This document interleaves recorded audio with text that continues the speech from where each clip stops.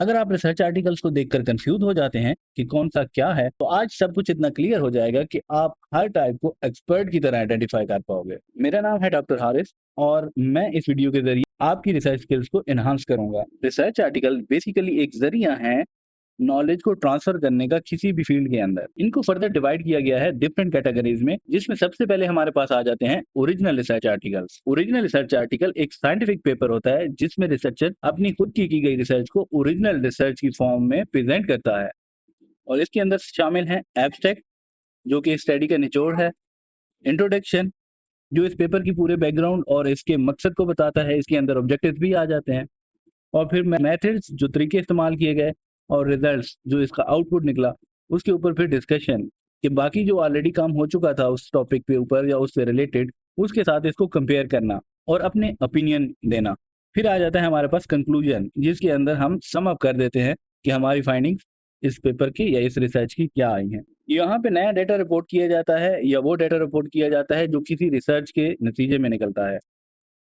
और ऐसे article science की तरक्की के लिए बहुत ज़रूरी होते हैं, क्योंकि ये एविडेंस बेस्ड नॉलेज प्रोवाइड करते हैं, जिसको फिर दूसरे रिसर्चर वेरीफाई या फिर रिपीट या फिर फर्दर रिसर्च के लिए इस्तेमाल कर सकते हैं। इसके बाद हमारे पास आते हैं रिव्यू आर्टिकल्स। रिव्यू आर्टिकल एक साइंटिफिक पेपर होता है जो किसी स्पेसिफिक टॉपिक पर पहले से मौजूद रिसर्च स्टडीज को कलेक्ट, एनालाइज और समराइज करता है।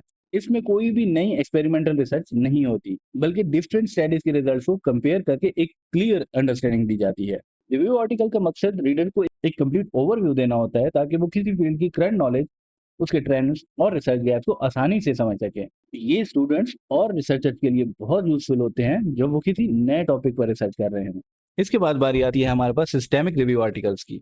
सिस्टेमिक रिव्यू एक रिसर्च आर्टिकल होता है जिसमें रिसर्चर एक स्पेसिफिक क्वेश्चन को आंसर करने के लिए पहले से मौजूद तमाम रेलेवेंट स्टडीज को एक स्ट्रक्चर्ड और ट्रांसपेरेंट तरीके से सर्च, सिलेक्ट और एनालाइज करते हैं। इसमें प्री डिफाइंड क्राइटेरिया होता है जिसकी बेसिस पर स्टडीज इंक्लूड या एक्सक्लूड की जाती हैं, ताकि बायस कम से कम और रिजल्ट आपके रिलायबल हों। ये सिंपल रिव्यू से ज़्यादा रिगोरस होते हैं और अक्सर एविडेंस बेस्ड कंक्लूजन देने के लिए यूज़ किए जाते हैं, खास तौर पर मेडिसिन और साइंस में, जहां एक्यूरेट और ट्रस्टेड इंफॉर्मेशन बहुत ज़्यादा ज़रूरी होती है। इसके बाद हमारे पास आ जाते हैं Meta analysis articles. Meta analysis article एक एडवांस रिसर्च स्टडी होती है जिसमें पहले से मौजूद मल्टीपल साइंटिफिक स्टडी के न्यूमेरिकल रिजल्ट को स्टैटिस्टिकली कंबाइन करके एक ओवरऑल कंक्लूजन निकाला जाता है। इसका मकसद डिफरेंट स्टडीज के डेटा को इंटीग्रेट करके ज्यादा स्ट्रॉन्ग और रिलायबल एविडेंस प्रोवाइड करना होता है। मेटा एनालिसिस अक्सर सिस्टमैटिक रिव्यूज के साथ ही किया जाता है। इसमें हमारा फोकस सिर्फ समरी पर नहीं बल्कि स्टैटिस्टिकल एनालिसिस पर होता है, जिससे किसी ट्रीटमेंट, थ्योरी या इफेक्ट का ओवरऑल इम्पैक्ट एक्यूरेटली मेजर किया जा सके। ये स्पेशली मेडिसिन और बायोटेक्नोलॉजी में बहुत पावरफुल मेथड समझे जाते हैं। 5वें नंबर पे हमारे पास हैं case study articles. Case study एक डिटेल्ड एनालिसिस होता है जो किसी एक स्पेसिफिक केस, इंडिविजुअल, इवेंट या सिचुएशन को डीपली एनालाइज करता है। और इसमें एक पर्सन, कोई ग्रुप, कोई इवेंट या ऑर्गेनाइजेशन शामिल हो सकती है। इसमें रिसर्चर रियल लाइफ एग्जांपल्स को स्टडी करके उसकी बैकग्राउंड, उसकी प्रॉब्लम्स, मेथड्स और आउटकम्स को एक्सप्लेन करते हैं। केस स्टडीज अक्सर मेडिसिन, साइकोलॉजी, बिजनेस और बायोटेक्नोलॉजी जैसी फील्ड में यूज होती हैं, ताकि किसी यूनिक सिचुएशन से लर्निंग हासिल की जा सके। इसका मेन पर्पस जनरलाइजेशन नहीं होता, बल्कि किसी स्पेसिफिक केस को डिटेल में समझकर वैल्यूएबल इंसाइट और प्रैक्टिकल अंडरस्टैंडिंग प्रोवाइड करना होता है। फिर हमारे पास आ जाती हैं case series article. Case series article एक रिसर्च स्टडी होती है जिसमें मल्टीपल सिमिलर केसेस, यानी कि पेशेंट्स या इवेंट्स को एक साथ कलेक्ट करके उनका डिटेल्ड ऑब्जर्वेशन और एनालिसिस किया जाता है। इसमें कोई कंट्रोल ग्रुप नहीं होता, बल्कि सिर्फ एक ही टाइप के केसेस का पैटर्न, सिम्टम्स, ट्रीटमेंट रिस्पॉन्स या आउटकम स्टडी किए जाते हैं। केस सीरीज का मेन मकसद नए डिजीजेस, रेयर कंडीशन या अनयूजुअल रिस्पॉन्सेज को रिपोर्ट करना होता है, ताकि फ्यूचर रिसर्च के लिए बेस तैयार की जा सके। ये स्पेशली मेडिकल और क्लिनिकल रिसर्च में इनिशियल एविडेंस प्रोवाइड करने के लिए यूज की जाती हैं। इसके बाद हमारे पास आ जाते हैं शॉर्ट कम्युनिकेशंस। इनको ब्रीफ रिपोर्ट भी कहा जाता है। शॉर्ट कम्युनिकेशन एक छोटा साइंटिफिक आर्टिकल होता है जिसमें रिसर्चर अपनी इंपॉर्टेंट या नई फाइंडिंग को ब्रीफली और क्विकली पब्लिश कर सके। इसका फॉर्मेट बहुत कॉन्साइज होता है, जिसमें डिटेल्ड एक्सप्लेनेशन या लेंथी बैकग्राउंड नहीं होता, बल्कि सिर्फ की ऑब्जेक्टिव, मेथड्स और मेन रिजल्ट्स को हाईलाइट किया जाता है। ये तब यूज़ होते हैं जब कोई रिजल्ट अर्जेंट हो या पहली बार रिपोर्ट हो रहा हो और रिसर्चर उसे जल्दी से जल्दी साइंटिफिक कम्युनिटी के साथ शेयर करना चाहते हो। और इसका जो मेन फोकस होता है स्पीड और क्लैरिटी पर होता है, ना कि डिटेल डिस्कशन पर। इसके बाद हमारे पास आ जाते हैं टेक्निकल नोट्स। ये एक शॉर्ट साइंटिफिक आर्टिकल होता है जो किसी स्पेसिफिक मेथड, किसी टेक्निक, प्रोटोकॉल या टेक्निकल इंप्रूवमेंट को एक्सप्लेन करता है। इसका main focus new experimental procedures, equipment modifications या किसी एग्जिस्टिंग टेक्निक्स को बेटर बनाने के लिए होता है। इसमें डिटेल्ड रिसर्च रिजल्ट्स कम होते हैं, बल्कि step by step technical information दी जाती है ताकि दूसरे रिसर्चर्स या प्रोफेशनल्स उस मेथड को आसानी से फॉलो या रेप्लिकेट कर सकें। टेक्निकल नोट्स ज़्यादातर लेबोरेटरी वर्क, इंजीनियरिंग और बायोटेक्नोलॉजी में प्रैक्टिकल एप्लीकेशंस के लिए यूज होती हैं। फिर इस कड़ी में हमारे पास आते हैं मेथड आर्टिकल्स। ये भी एक रिसर्च पेपर होते हैं जो किसी भी रिसर्च स्टडी में या एक्सपेरिमेंट में यूज होने वाले डिटेल प्रोसीजर्स, टेक्निक्स, मटेरियल्स और प्रोटोकॉल्स को एक्सप्लेन करते हैं। तो इसका मेन पर्पस ये होता है कि दूसरे जो रिसर्चर हैं वो उसी मेथड को फॉलो करके एक्सपेरिमेंट को रेप्लिकेट कर सकें। इस पे रिजल्ट्स या कंक्लूजन पर ज़्यादा फोकस नहीं होता, बल्कि step by step process, instruments, conditions और एक्सपेरिमेंटल डिजाइन को क्लियरली डिस्क्राइब किया जाता है। मेथड आर्टिकल्स रिसर्च की ट्रांसपेरेंसी और रिप्रोड्यूसिबिलिटी को इंश्योर करने के लिए बहुत इंपॉर्टेंट होते हैं।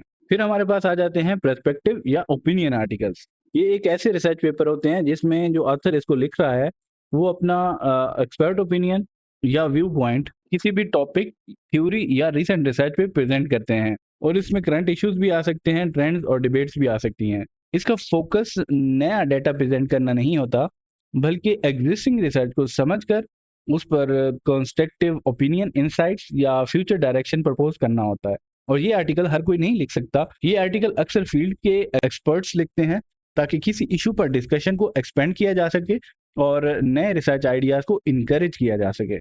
हमारे पास फिर एडिटोरियल भी आ जाते हैं कि जब किसी ने स्पेशल इशू जर्नल में प्रपोज किया होता है, तो वो उसके लिए एडिटोरियल लिखते हैं जिसका मकसद एक किसी भी टॉपिक के ऊपर इंफॉर्मेशन गैदर करना या अपनी कमेंट्री करना, अपने एक पर्सपेक्टिव देना, इसको कहते हैं एडिटोरियल। फिर कुछ होते हैं लेटर टू एडिटर, जिसमें जब आप पेपर सबमिट भी कराते हैं तो वहाँ पे ऑप्शन आती है send a letter to editor, जिसके अंदर आप अपने क्रिटिक्स या अपने कमेंट्स किसी भी पब्लिश आर्टिकल पे प्रेजेंट करते हैं। इसी तरह हमारे पास कमेंट्री आर्टिकल्स भी होते हैं जिनके अंदर आप इन डेप्थ एनालिसिस करते हैं और फिर अपनी डिस्कशन और अपने ओपिनियन उस पार्टिकुलर एरिया के ऊपर या टॉपिक के ऊपर प्रेजेंट करते हैं। फिर हमारे पास आ जाते हैं हाइपोथेसिस या कंसेप्चुअल आर्टिकल्स जो सिर्फ थ्योरेटिकली हैं और आपका वो हाइपोथेसिस है, आप वो आइडिया बाकी पब्लिक के सामने या रिसर्चर के सामने प्रेजेंट कर रहे हैं, उसको या तो आप खुद वैलिडेट करेंगे या बाकी कम्युनिटी के लिए आप छोड़ देते हैं कि वो वैलिडेट करें। तो वो आपकी तरफ से एक हाइपोथेसिस प्रेजेंट हो जाता है।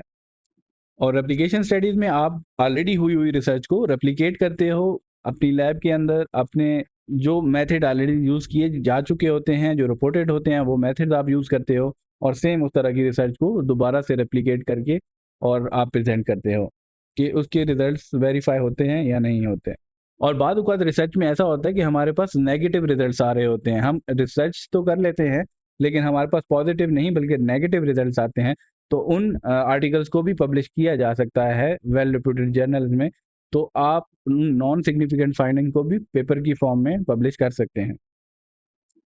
पब्लिशिंग की दुनिया में आने से पहले आपको ये सारी टाइप्स ज़रूर पता होनी चाहिए कि आपने जो एक्सपेरिमेंट करना है या जो रिसर्च करनी है, उसका नॉलेज आपने कम्युनिटी तक किस तरह से पहुँचाना है। तो इन सारी टाइप्स का आपको पता होना बहुत ज़रूरी है। आपको अगर इन सारी टाइप्स का अच्छे से आइडिया होगा, तो आप एक सही डिसीजन ले सकते हैं जब आपने पेपर पब्लिश करना है। इस वीडियो से अगर आपने कुछ नया सीखा, तो कमेंट सेक्शन में ज़रूर बताएँ और मज़ीद इस तरह की इन्फॉर्मेटिव वीडियोज़ देखने के लिए वीडियो को लाइक करें और चैनल को सब्सक्राइब करें। मिलते हैं आपसे नेक्स्ट वीडियो में, तब तक के लिए अल्लाह हाफ़िज़।